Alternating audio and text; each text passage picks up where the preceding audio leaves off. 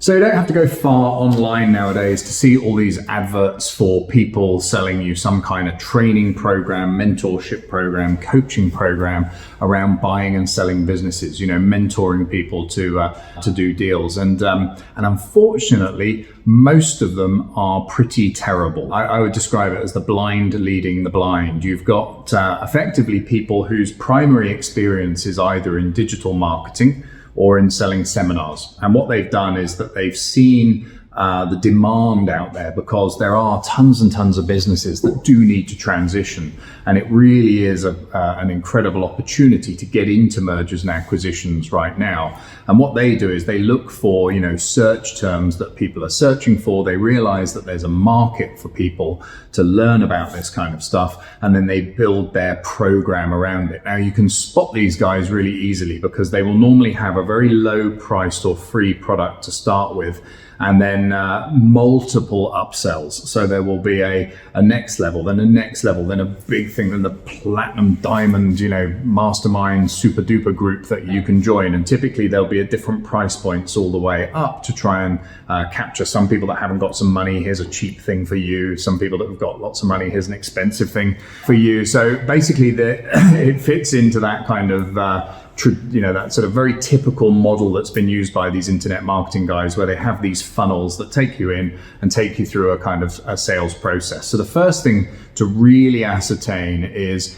the person that's spouting this knowledge actually got the experience of buying and selling companies? Because they talk a good game and they might have done one or two deals, so they've got some experience that they can point to. But these aren't people who are dyed-in-the-wool M&A guys, and the easiest way to do that is simply to Google them.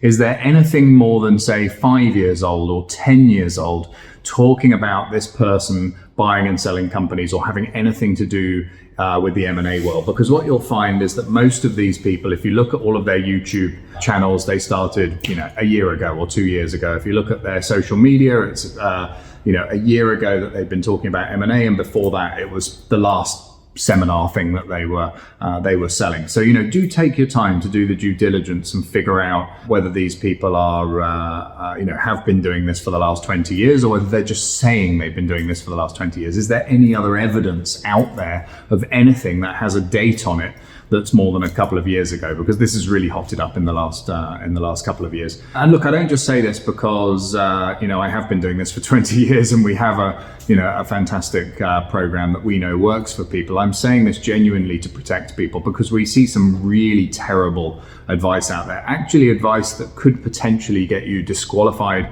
from ever being an officer of a company again, a director of a company. Things that could find you held personally liable for huge amounts of money.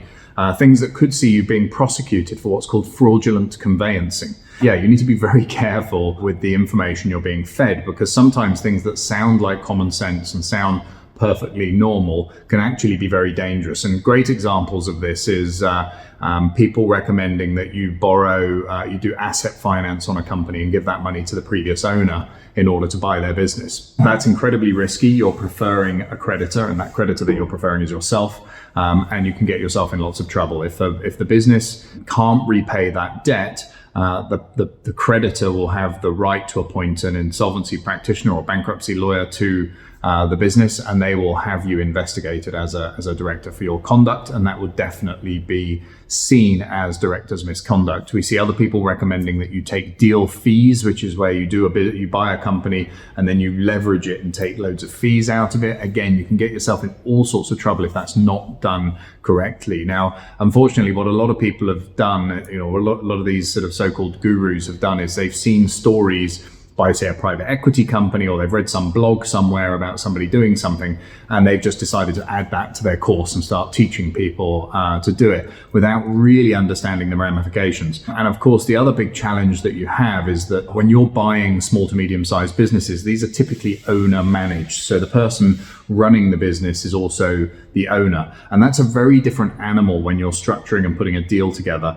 than a normal corporate acquisition. So a lot of the stuff that they would have learned about, they've either learned from doing other people's courses or reading other people's materials online, which tend to be more focused around the traditional M&A world. And of course, that doesn't necessarily immediately translate back to small to medium-sized businesses. So I really recommend you're very careful out there with who you choose to work with, who you choose to take your information from. Are they just a seminar seller and this is their latest seminar? Or are they indeed a dyed-in-the-wool 20-year veteran of the M&A space, in which case you should be able to find information from 10 years ago or 5 years ago, where they are specifically talking about buying and selling companies. So see what you can dig up on a bit of Google. Doesn't matter if they've made some mistakes. Doesn't matter if they did a deal and it didn't work, or if somebody said something bad about them. At least that shows that they've had some experience in M&A. But what you find with most of these people, when I've